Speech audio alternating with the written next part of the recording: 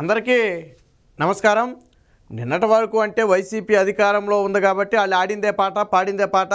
వాళ్ళు పోలీసులని దౌర్జన్యం చేసినా, పోలీసుల మీద దౌర్జన్యం చేసినా, ప్రతిపక్షాల మీద దౌర్జన్యం చేసినా, అధికార పార్టీ ఎవరి మీద దౌర్జన్యం చేసినా చేష్టలుడికి చూడటం తప్ప చేసేదేం ఉండేది కాదు. సో ఇప్పుడు ఎన్నికల కోడ్ అమల్లో ఉందంటే జగన్మోహన్ రెడ్డి గారి టైం అయిపోయింది. ఇప్పుడు ఎలక్షన్ కమిషన్ చేతిలో పాలన ఉంది. దాదాపుగా మొత్తం వ్యవహారాలన్నీ కూడా ఎలక్షన్ కమిషనే చూసుకుంటుంది. రాష్ట్ర వ్యాప్తంగా కూడా 144 సెక్షన్ అనేది సాధారణంగా అమల్లో ఉంటుంది.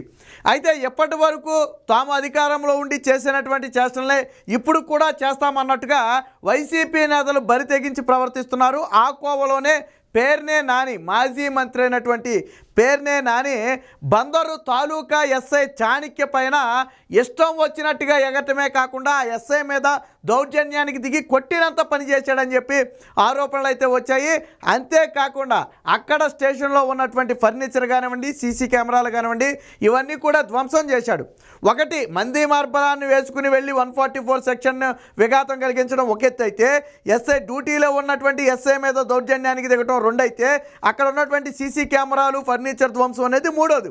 సో ఈ మూడింటికి సంబంధించి 188 సెక్షన్, అలాగే 143 సెక్షన్, అలాగే ఆ 470 సెక్షన్ ఏదో మొత్తానికి కొన్ని సెక్షన్ల పేరు మీద అయితే ఆ కేసులు అయితే నమోదు చేయడం జరిగింది. ఎందుకని అంటే నిబంధనలు ఉల్లంఘించి పేర్నే నాని మాజీ మంత్రి వ్యవహరించాడనేది ప్రధాన ఆరోపణ. ఈ కంప్లైంట్ కూడా చిలకలపూడి పోలీస్ స్టేషన్లో ఇవ్వడం జరిగింది. అది కూడా ఒక కానిస్టేబుల్, ఏదైతే ఎస్ఐ మీద దౌర్జన్యం జరిగిందో, పోలీసుల మీద దౌర్జన్యం జరిగిందో దాన్ని ఒక కానిస్టేబుల్ కంప్లైంట్ రూపంలో ఇస్తే కేసు అయితే నమోదు చేశారు. ఇప్పుడు ఏదైతే పేర్ని నాని మీద 3 సెక్షన్ల కింద కేసు నమోదు చేశారో ఇది హాట్ టాపిక్గా మారింది.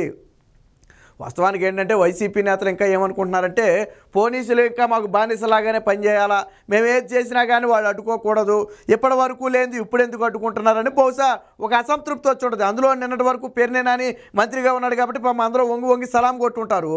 దాంతో ఏమనుకున్నాడంటే వీళ్ళందరూ నాకు బానిసలు, వీళ్ళంతా నాకు ఊడిగం చేస్తున్నారు అనుకున్నాడు. వాళ్ళందరూ నీకు ఊడిగం చేసేవాళ్ళు కాదు. ఆ రోజు నువ్వు పవర్లో ఉన్నావు, మంత్రిగా ఉన్నావు కాబట్టి ప్రోటోకాల్ ప్రకారం నీకు సెల్యూట్ కొడితే కొట్టుండొచ్చు. అంత మాత్రాన నీకు బానిసలుగా పనిచేస్తారని ఏం కాదు. అందులోనూ ఇప్పుడు ఎలక్షన్ కూడా అమల్లో ఉంది. మళ్ళీ నువ్వు గెలిచి నువ్వు మళ్ళీ మంత్రి అయితే అప్పుడు నీ అజమాయిషీ చెల్లుద్దేమో తప్ప ఇప్పుడు నీ అజమాయిషీ చెల్లే పరిస్థితి లేదు. ఇక ఇదే సమయంలో మనకు తెలుసు పేర్నే నాని బదులు ఆయన కొడుకు పేర్నే కిట్టు ఎన్నికల్లో పోటీ చేస్తున్నాడు. తాజాగా పేర్నే కిట్టి మీద కూడా అనేక ఆరోపణలు బయటకు వస్తున్నాయి. ఏంటంటే గంజాయి బ్యాచ్ మొత్తాన్ని పెంచి పోషిస్తున్నటువంటి వ్యక్తి ఈ పేర్నే కిట్టే. అలాగే బ్లేడ్ బ్యాచ్ అంటాం కదా మనం, ఆకతాయిలుగా తిరుగుతూ చిల్లర దొంగతనాలు చేసే ఒక బ్యాచ్ ఎవరైతే ఉంటారో వారందరూ పేర్నే కిట్టుకి సన్నిహితులుగా ఉన్నారని చెప్పి ప్రతిపక్షాలు తీవ్రమైన ఆరోపణలు అయితే చేస్తున్నాయి. గతంలో తన తండ్రి అధికారాన్ని అడ్డం పెట్టుకుని, వైసీపీ అధికారాన్ని అడ్డం పెట్టుకుని వారందరినీ కూడా అనేక అరాచకాలు చేస్తే కాపాడాడట.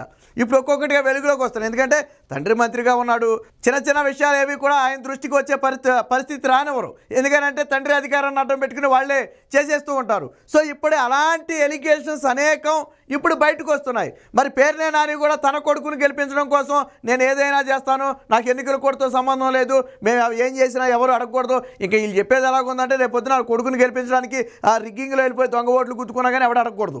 అలాగుంది పేర్నే నాని వ్యవహారం. సో ఇప్పటి వరకు పేర్నే నాని ఏం చేసినా కానీ ఆ మాట్లాడని పోలీసులు ఒక్కసారిగా ఇప్పుడు పేర్నే నాని మీద కేసు నమోదు చేసేటప్పటికి అందరూ ఆశ్చర్యపోయే పరిస్థితి.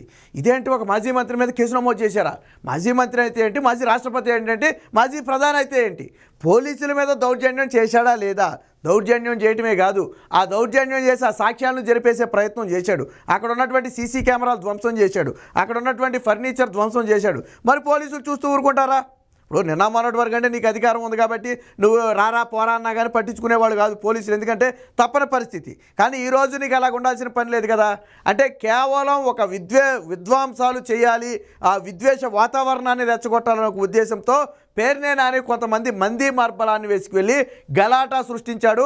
అడ్డుకోపోయిన ఎస్ఐ ఎవరైతే ఆ తాలూకా ఎస్ఐ ఆ చాణక్య ఉన్నాడో ఆయన మీద దురుసుగా ప్రవర్తించి దాదాపుగా కొట్టినంత పనిచేశాడని చెప్పి అక్కడ స్థానికులే చెప్తున్నారు. ఈ నేపథ్యంలోనే ఈ అంశాల ఆధారంగా చిలకలపూడి పోలీస్ స్టేషన్లో అయితే కేసు నమోదు చేయడం జరిగింది. ఇప్పుడు పేర్నే నాని మీద నమోదు చేసినటువంటి కేసు అనేది రాష్ట్ర వ్యాప్తంగా కూడా హాట్ టాపిక్గా మారింది.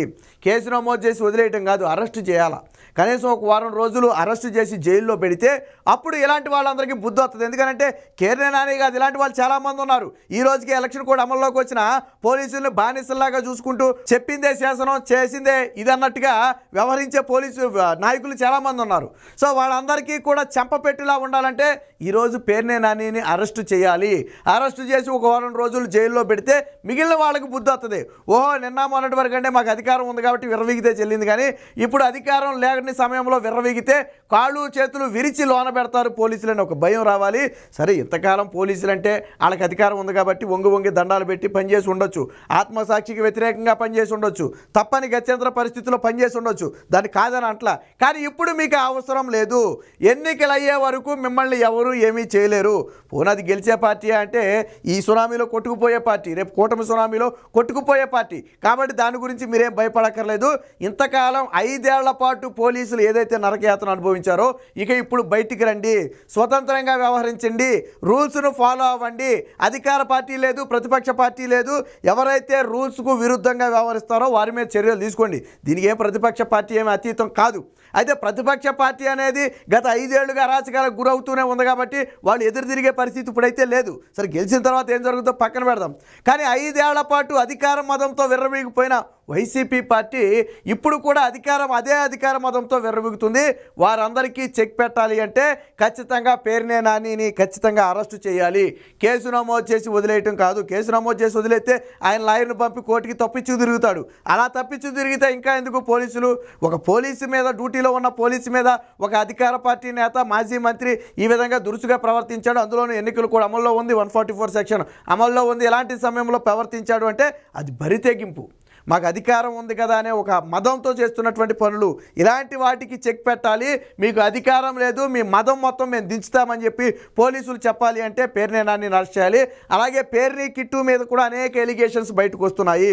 గతంలో గంజాయి బ్యాచ్ను ప్రోత్సహించడం కానివ్వండి, తన తండ్రి అధికారాన్ని పెట్టుకుని అనేకమైన ఇష్యూలు సాల్వ్ చేయడం కానివ్వండి, రకరకాల ఇష్యూల్లో గొడవలు సృష్టించి వాటి మొత్తాన్ని పైకి రాకుండా చేసిన ఘటనలు కానివ్వండి, ఇవన్నీ కూడా బయటకు వస్తున్నాయి. తక్షణమే వీటిని కూడా వెలికి తీయాలి. ఎందుకంటే రేపు పొద్దున ఆ పేర్ని కిట్టువే అభ్యర్థి కాబోతున్నాడు.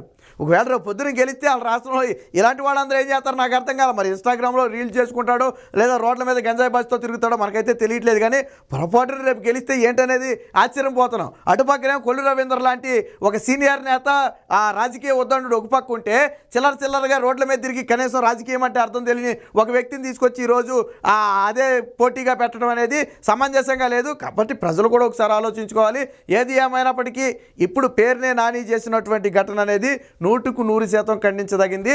తక్షణమే అరెస్టు చేసి మరికొంతమంది ఇలాంటి పనులు చేయకుండా బుద్ధి చెప్పినట్టుగా చేయాలంటే పోలీసులు తక్షణమే పేర్నే నానిని అరెస్ట్ చేయాలి.